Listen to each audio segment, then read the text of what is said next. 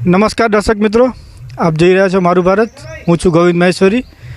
આજે 14 એપ્રિલ બાબા સાહેબ આંબેડકરજીની 133મી જન્મજયંતિ વિશ્વના 190 દેશોમાં મનાય છે. તો આ પ્રસંગે જૂની સુંદરપુરી પ્રાથમિક શાળામાં પણ બાબા સાહેબની પ્રતિમાને માલ્યાર્પણ કરવામાં આવ્યું છે. સામાજિક આગેવાનો, શાળાની શિક્ષિકા બહેનો સૌ અહીંયા હાજર રહી અને બાબા સાહેબની પ્રતિમાને માલ્યાર્પણ કર્યું છે. તો ચાલો આપણે જાણીએ બાબા સાહેબના ઇતિહાસ વિશે, બાબા સાહેબના વિચારો વિશે. તો શાળાના શિક્ષિકા બેન શ્રી દીપમાલાબેનથી આપણે જાણીશું.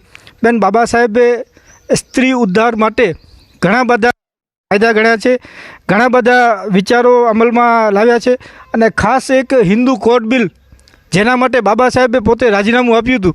તો બેન, બાબા સાહેબના જીવન ચરિત્ર વિશે આપ બે શબ્દ કંઈ કહેશો? સૌપ્રથમ તો આજે 14 એપ્રિલ બાબા સાહેબ આંબેડકરના જન્મજયંતિ નિમિત્તે તેમને સત વંદન, કોટી કોટી વંદન. બંધારણના જે ઘડવૈયા છે અને જેમણે બંધારણ ઘડ્યું છે, જેમણે સ્ત્રીઓના શિક્ષણ માટે ઘણા બધા કાર્યો કર્યા છે, સ્ત્રી ઉત્થાન માટે કાર્યો કર્યા છે, જેમણે નાનપણથી ઘણા બધા સંઘર્ષો કર્યા. જે સમયમાં શિક્ષણ છે એ સ્ત્રીઓમાં શિક્ષણનું પ્રમાણ ઘણું જ ઓછું હતું, એના માટે બાબા સાહેબે ઘણા બધા સારા કાર્યો કર્યા, જેને પરિણામે આજે આપણે એ પરિણામો જોઈ શકીએ છીએ કે સ્ત્રીઓ આજે સારી રીતે ભણી શકે છે.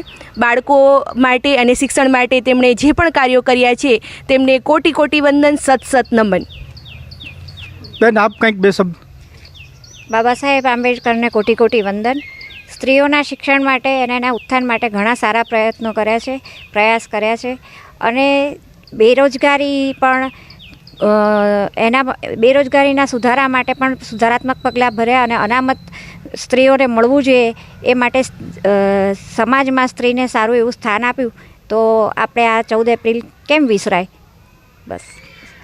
ચાલો આપણે જાણીશું સામાજિક આગેવાન શિવજીભાઈ વેગોરા પાસેથી. સાહેબ, આપ આજના વિશે કંઈક બે શબ્દ?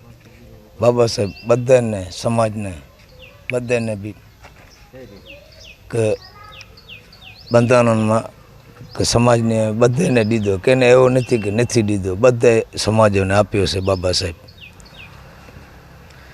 બાબા સાહેબ, બાબા સાહેબ, જય ભીમ, જય ભીમ.